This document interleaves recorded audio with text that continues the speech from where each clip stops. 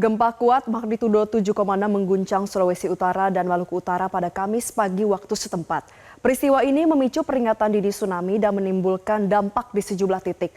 Lalu bagaimana kekuatan gempa, status terkini hingga dampak yang ditimbulkan? Berikut rangkumannya dalam slide-slide selanjutnya.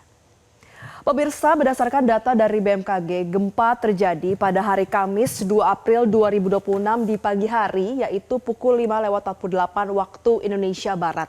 Kekuatan gempa tercatat sebesar magnitudo 7,6.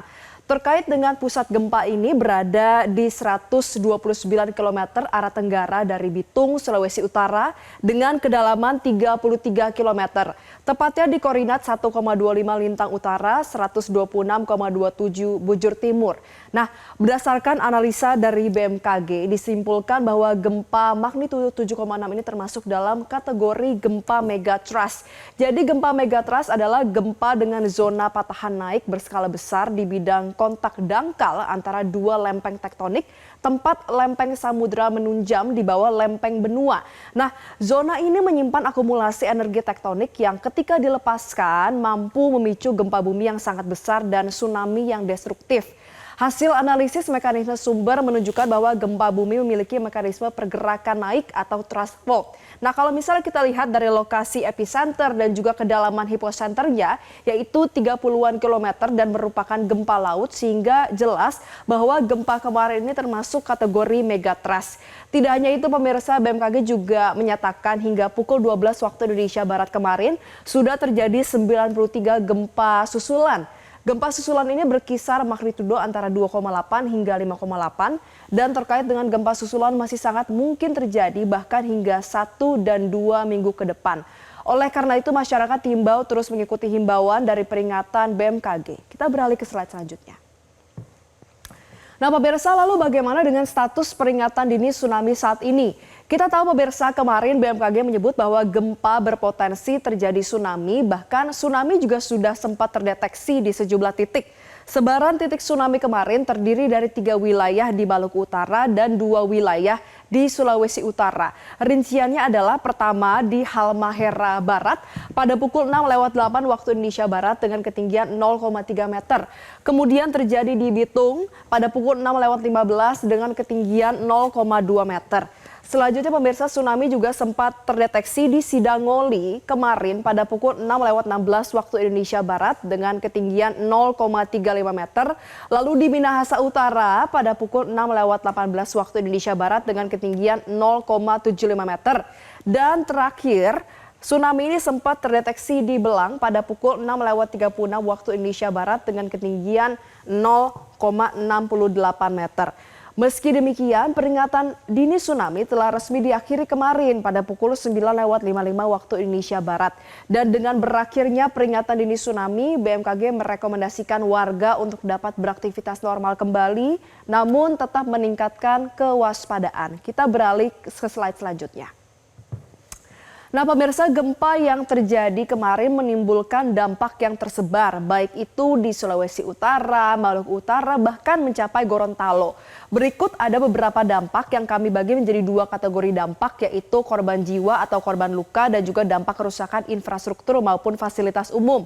Perlu dicatat bahwa data yang kami tampilkan ini masih bersifat sementara dan dapat berubah seiring dengan proses pendataan di lapangan. Nah, untuk data korban, sejauh ini mencatat bahwa terdapat 1 orang yang dilaporkan meninggal dunia, yaitu di Sulawesi Utara akibat terkena runtuhan. Korban meninggal dunia dievakuasi dan langsung dibawa ke rumah sakit untuk kemudian diserahkan kepada pihak keluarga.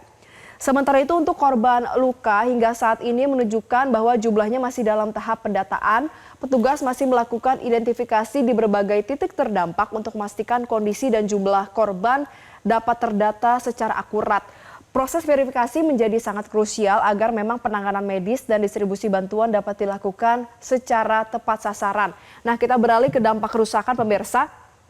Kalau untuk dampak kerusakan ini terjadi pada sejumlah bangunan yang dilaporkan mengalami kerusakan, baik itu rumah warga, kemudian juga gedung fasilitas umum, lalu juga ada kerusakan gereja, di mana tingkat kerusakan ini bervariasi, ada rusak ringan hingga rusak sedang yang memerlukan penanganan lebih lanjut.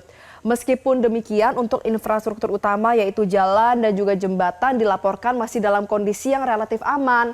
Hal ini menjadi faktor penting dalam menjaga kelancaran akses logistik dan juga mobilisasi tim penanggulangan bencana menuju ke lokasi terdampak.